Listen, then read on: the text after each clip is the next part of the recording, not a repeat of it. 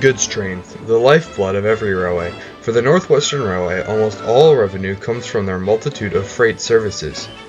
And the logistics of these extensive freight operations is quite fascinating. Today we will be observing how some customers use the Northwestern to move their goods across the island of Sodor.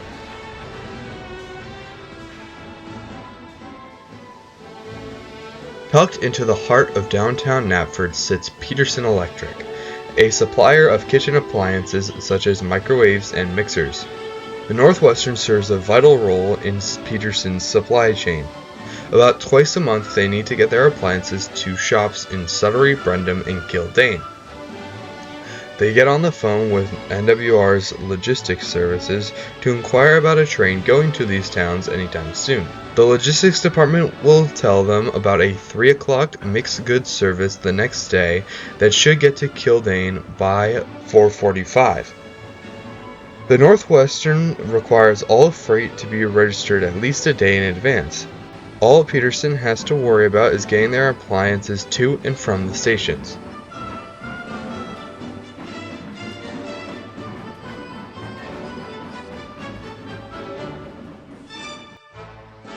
So the next morning, Peterson rents a truck and brings their crates of appliances to Knapford Yard, where they are loaded onto NWR standard ventilated vans. These are often used by smaller businesses who do not own their own wagons. The crates are split between 2 vans and loaded alongside other goods destined for the main line and Brendam branch line. At 3:10, the regularly scheduled slow goods service arrives at Knapford.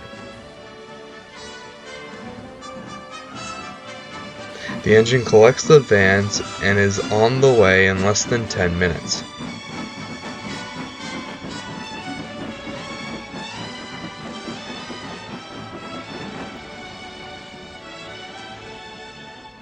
Two stations later, they arrive at Wildnorwester Station.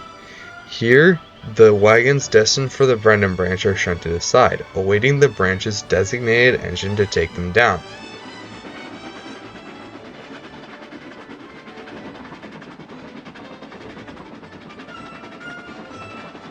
The rest of the load continues its way east until arriving at Kildane Yard, where it is unloaded. A truck collects the crates and brings it to the shop, selling the product, creating another happy customer.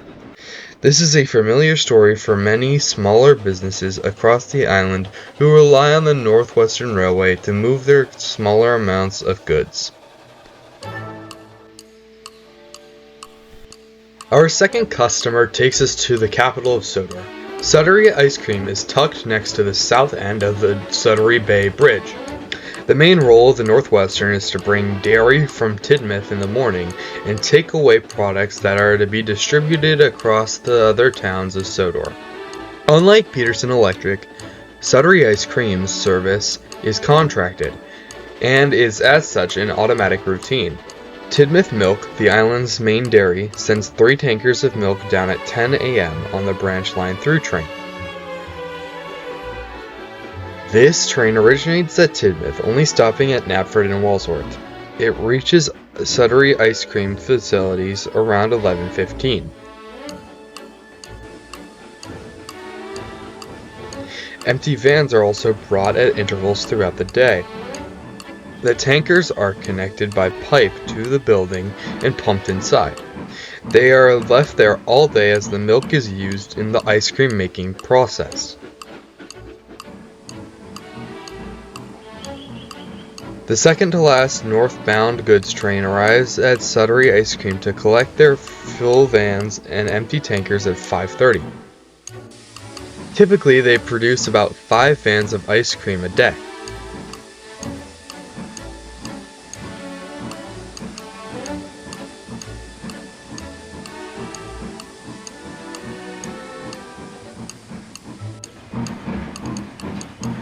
When the train arrives at Wildnorwester, 3 go east and are distributed amongst those stations. 1 van and the tankers are left at Knapford, as the Tidmouth Milk uses those tankers for their service at their toy wreck location. The last van is brought to Tidmouth and is likewise distributed throughout the town. While the Northwestern certainly has fewer of these mid-sized customers, they do still make up a cornerstone of the Northwest traffic.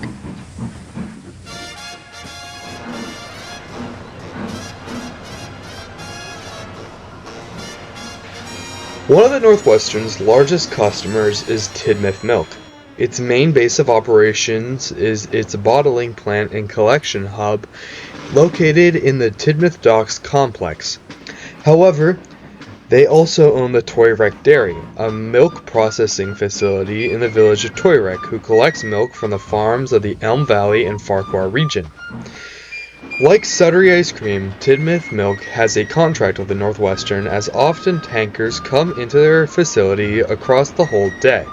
However, its main inbound train comes in at 12:15 every day from their Toyrek location. This is all the milk that's been collected from the farms along the Farquhar branch line, and has been processed at Toyrek.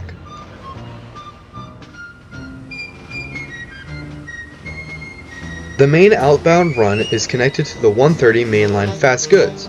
It's important to note that most milk vans bound for the stations along the Wellsworth branch line are taken on the 10 a.m. branch line through train. The 130 contains the most Tidmouth milk vans, typically 10. This train stops at every station to unload crates of bottled milk. 2 vans are dropped off for Farquhar and 3 more for Peel Godred.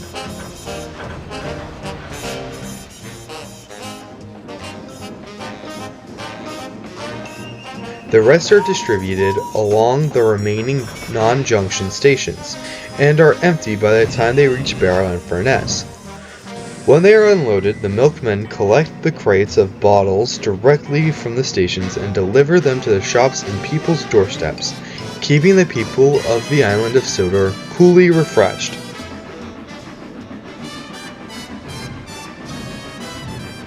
Tidmouth Milk's use of the NWR is very decentralized, with almost every goods train having a Tidmouth Milk tanker or van along it somewhere.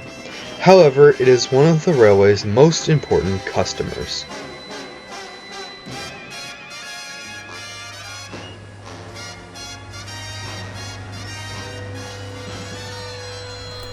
Shen Valley Lumber is a supplier of the larger Sodor Lumber Company. It sits in the Shen Valley south of Peel Godred. This lumber mill is a major industry that the electrified Peel Godred branch line serves.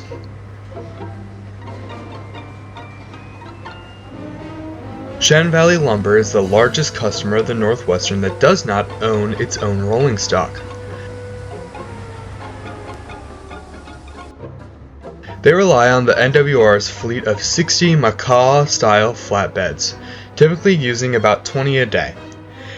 At 3 to 5 logs each, the Shen Valley Lumber produces about 100 logs a day, as well as a few wagons of timber for local distribution, mainly in Peel Godred City. The electric engines bring the Macaw-style flatbeds across the morning to fulfill the lumber mill's daily quota. The electric engines also bring 4 tankers of Sodor fuel on the first train up at 8:30. By the time of the 4 p.m. general goods, lumber slowly makes its way down to Kildane. Most of it is held in Kildane yards until 6:15, when the lumber train is brought down. This usually consists of 12 to 15 flatbeds.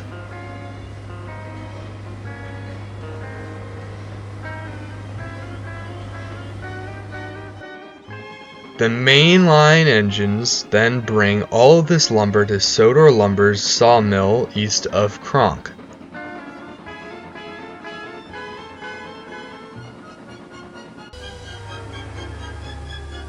Empty flatbeds are then collected, ready to bring up the next morning. Shen Valley is one of the major businesses that keep the Peel Godred branch line afloat. As such, it serves as an essential business within the Northwest's freight network. The last of the businesses to cover today is Fred Pelhay Coal. Fred Pelhay is a subsidiary of the larger Anofa Stone Quarry Company. It is located alongside the stone quarry on Anofa's private tramway. Only one engine is legally allowed to traverse the narrow street this tramway runs on. So, Fred Pelhay has to produce its loads accordingly. The NWR's locomotive comes up the line 3 times daily. Once at 10:30, again at 1:15, and lastly at 6:30.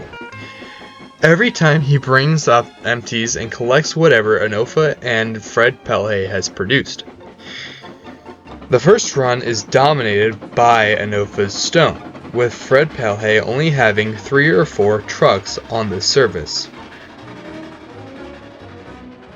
Their main run is at 1:15. Where around 15 open wagons are brought down the line paired with only 3 or 4 stone trucks.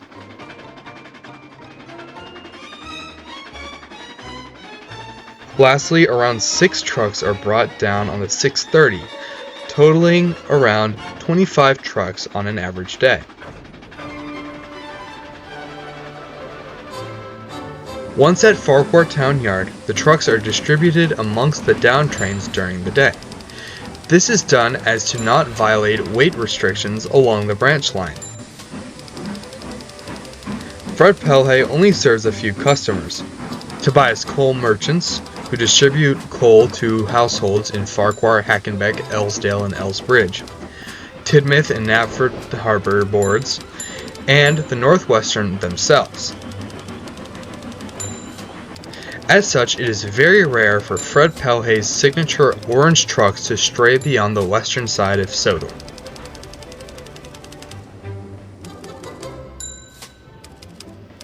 And there you have it, 5 examples of various sized companies and how they interact with the Northwestern Railway. The NWR has a very high satisfaction rate, which has helped it survive in the industrial landscape of the island of Sodor.